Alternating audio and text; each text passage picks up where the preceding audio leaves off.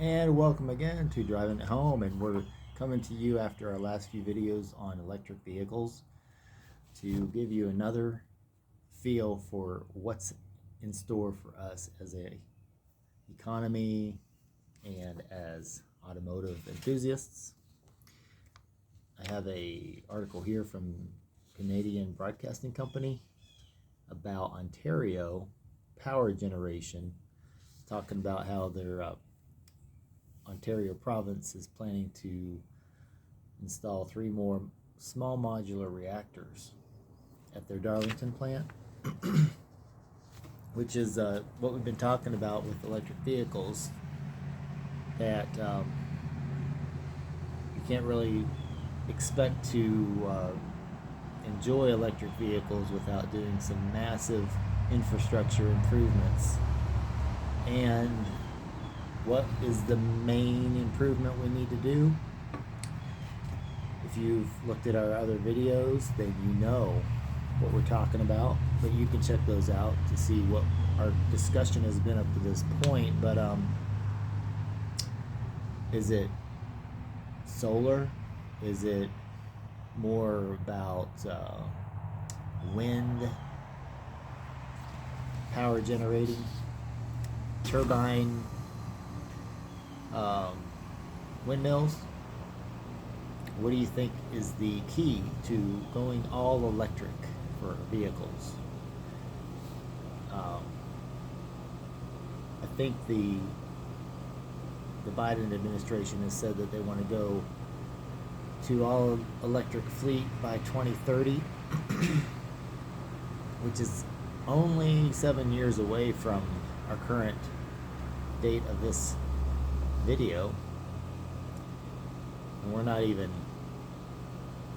what, I don't know, 5 or 10%. We're not even that much in our fleet right now for electric cars. But the key to it is what? Power generation using nuclear. Yes, that's right.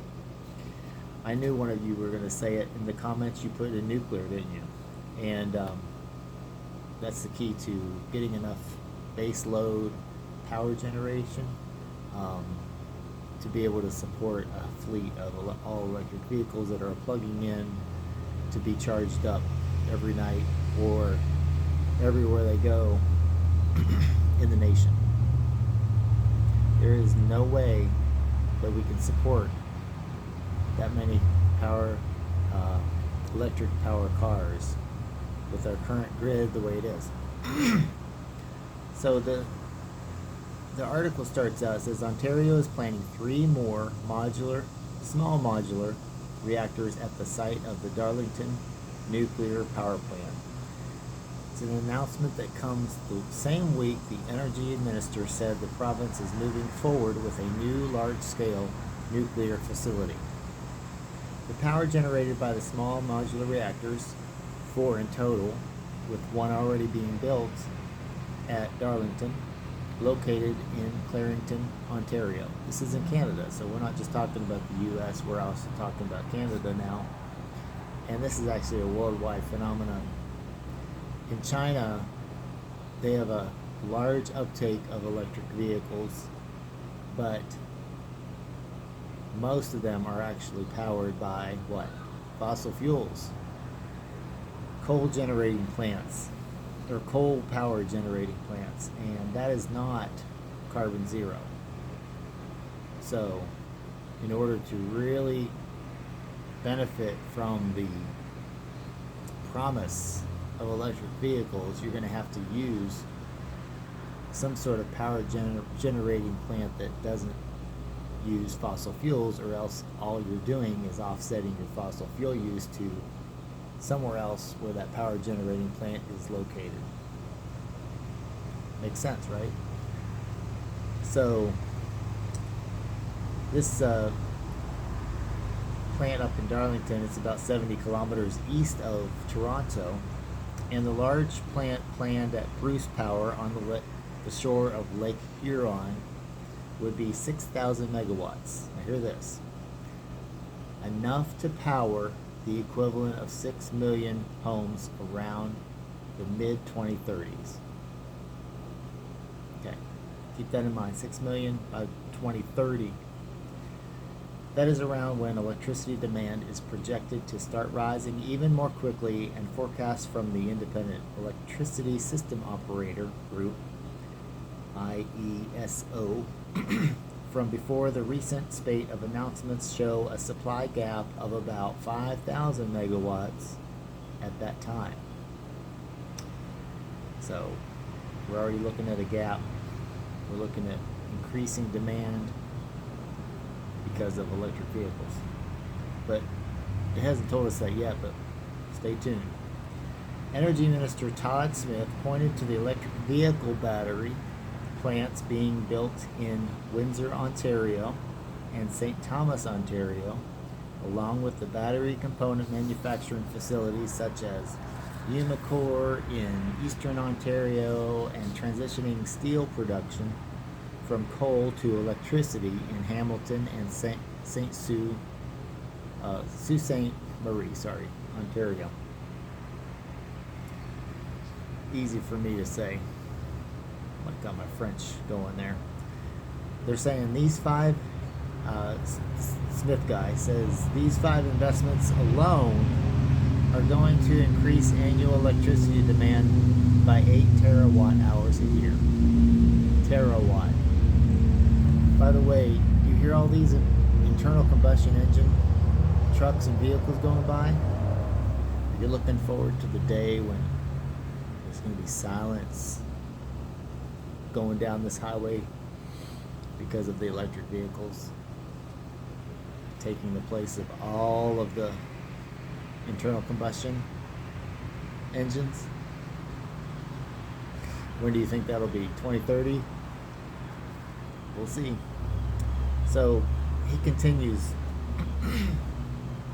to explain what 8 terawatt hours a year is. He says, how much is that, you say?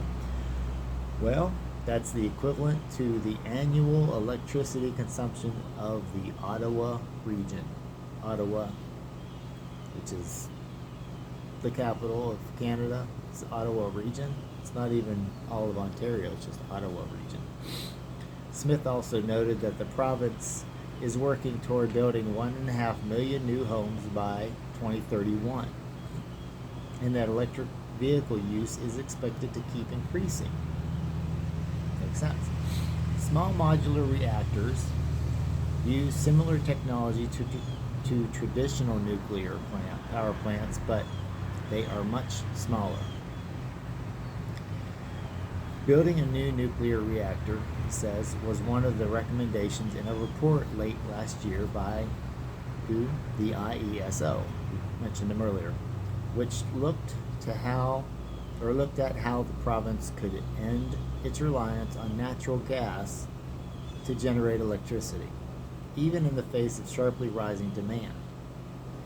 It found that the province could fully eliminate it from the electricity system by 2050, in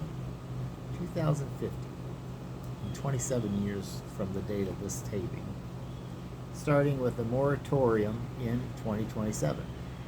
But it will require about $400 billion in capital spending and more generation, including new large-scale nuclear plants. Look at our prior videos for that. More conservation efforts, more renewable energy sources, and more energy storage. That's what's going to require to be able to get this done. So which one of those do you think is going to impact you the most? Let's continue.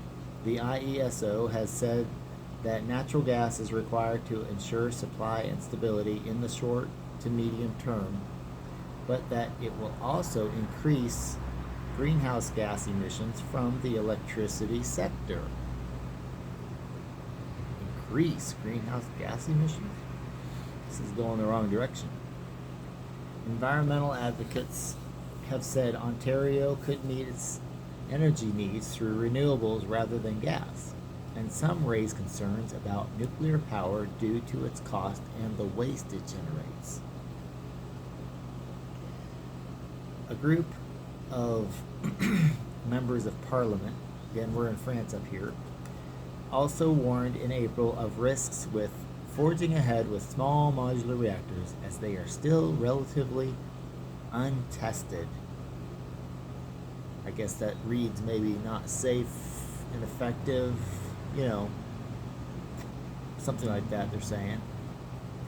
Not being widely used anywhere in the world. Smith said he is confident that Ontario Power Generation, OPG, will ensure the project's success. I have full faith in the team here at OPG, especially given the track record on the refurbishments that are underway, he said, of the work being done on a large-scale basis. So to continue with our discussion, I got interrupted there about Smith saying that he has full faith in the team there. See, he says they have brought in these multi-billion dollar refurbishments on time, ahead of schedule, under budget. So, OPG President and CEO Ken Hartwick said that with work already underway on one SMR, small modular reactor, at Darlington, a fleet is a logical next step there. He says from an economic standpoint, it just makes sense building multiple units here, driving down regulatory, construction, and operating costs. So building more reactors in the same spot, while also eliminating risk for other jurisdictions looking to deploy the same technology, he said at the site. We will also be able to leverage common infrastructure, some of what you can see being built now to support 4 units rather than just one. And this will further reduce our costs for ratepayers. This is looking pretty promising. It says subject to the regulatory approvals, the additional 3 SMRs could come online between 2034 and 2036. 11 to 13 years from now. Construction on the first one is set to be complete by 2028. So that's not too far away. That's 5 years down the road. Smith announced Wednesday that pre-development work was starting to build a new large-scale nuclear plant on the site of Bruce Power's current generating station on the shore of Lake Huron in Tiverton, Ontario. He said Friday he isn't ruling out also adding SMRs there too. So they're looking at actually creating new large-scale nuclear plants in addition to the smaller modular reactors. We're actually here in Tennessee right now, and this is the home of the Tennessee Valley Authority, and any of you that have been around here know that the region is dotted with nuclear power plants that were built 1960s, 1970s, maybe in the 80s. I think some came online in the 90s to mixed reception. Some people were not very receptive to them. They were back in the days of the 3 Mile Island accident, whatever, and other problems like Chernobyl, which was way bigger than anything anywhere in the world. A lot of the plants here in Tennessee came online a lot later than they were supposed to, because they had to rebuild them and implement new redundant systems that were not originally designed for those. In any case, based on this article, places like TVA and Tennessee and the region around the Tennessee River can benefit from this type of thinking, because they can actually install small modular reactors here in the same sites where they currently have the large-scale nuclear reactors, and leverage all of the infrastructure that's already in place while piggybacking on the fact that there's already a public awareness and acceptance of the fact that there are nuclear generating plants in the region, and they know what to do if there's an incident that might cause an emergency, and also the fact that these are old school power generating plants. If you put in the newer, safer plants that have almost negligible chance of meltdown, it becomes a no-brainer. You would just do it. And so if you are currently looking at a electric vehicle to start weaning yourself off of fossil fuels in terms of filling up at the local gas station, or say getting appliances at your house that are electric powered instead of natural gas powered, just realize if you do that today, you are not getting rid of fossil fuels. You are offsetting fossil fuels to somebody else in their backyard where they have a coal-fired power generating plant or natural gas plant or what have you.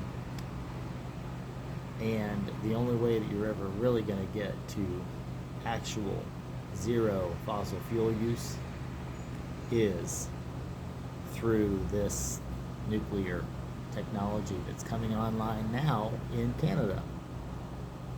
So, this is a longer video. Hopefully it was helpful to you to understand some of these things. We'll go into some more detail in the future about say some of what the technology for these plants is entailing, so that you can understand them a little better and realize why you want to talk to your local leaders and members of Congress or whoever, wherever you are, to give them your support for something like increasing our use of nuclear power for our electric grid, because that is the key if you want to go with a full electric vehicle fleet. So, if this was helpful, give me a thumbs up and make sure you check out our other videos, and also subscribe, because we're going to be continuing our discussion on these important facts that have to do with cars, because that's what we're all about here on Driving at Home. All cars, all the time. Yes, even electric vehicles. Join us next time.